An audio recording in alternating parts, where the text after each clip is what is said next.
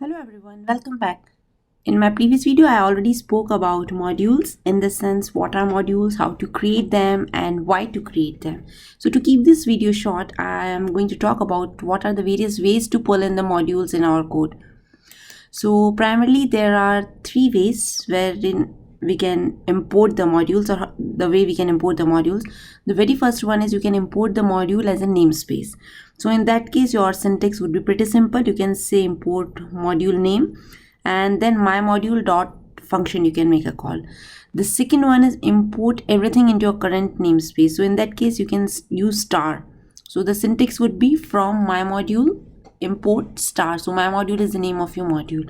And the third one is if you want to import very specific item into your current workspace. In that case you need to say from module name import and that particular function or the item which you are trying to import. So these are the three ways how we can import module in our Python code. So I hope you enjoyed this short video and keep watching. Thank you.